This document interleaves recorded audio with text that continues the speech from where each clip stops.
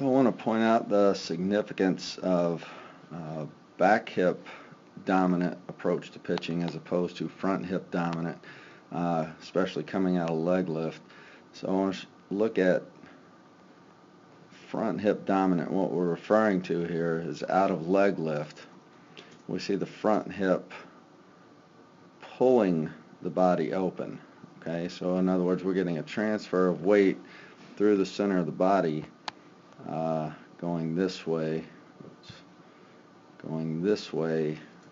from the front hip, actually pulling us open, as opposed to what we'd like to see more ideally is the back hip driving the body forward, the front hip kind of very passive at this point, and the hip's not opening until the back hip initiates hip rotation at that point. So well after we've come out of leg kick, as opposed to top of leg kick, front hip starts swinging open at that point.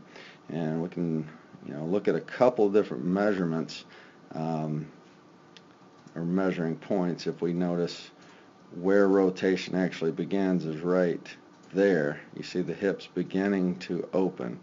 So we can clear that. Let's get us a line here. So we see that's the point at which the hips begin to open up, as opposed to right about there we see the hips begin to open up towards home plate. So I'll give it to right there. So you see we're much further off the mound before the hips actually begin to rotate.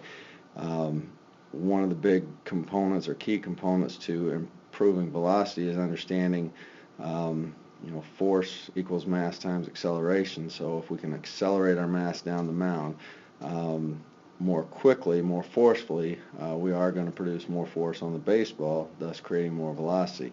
In other words, the faster we move our body that way, the more velocity we can create. The other thing we know is when the trunk begins to rotate open, the further down we are the mound, the higher velocity we tend to have. Once trunk begins opening there, we've decreased our ability to throw a baseball harder. So those are just a couple of things we can look at. One numerical thing we can focus on is if we look at the time it takes from initial movement right there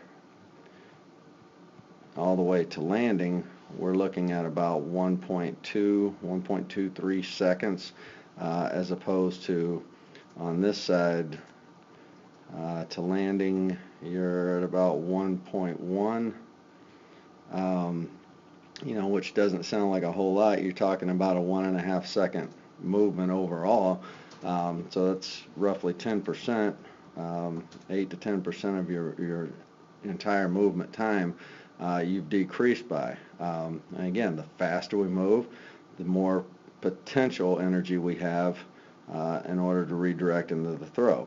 There's obviously some areas here where we can improve, but this is a huge improvement to go from the top video where we're front hip dominant coming out of leg kick to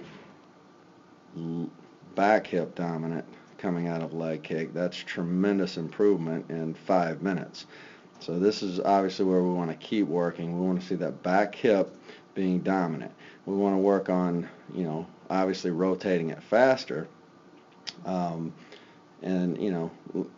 just the significance of where we land, how we land. Look at our posture, as we get into landing, like there, as opposed to there. Just so much more potential energy built up.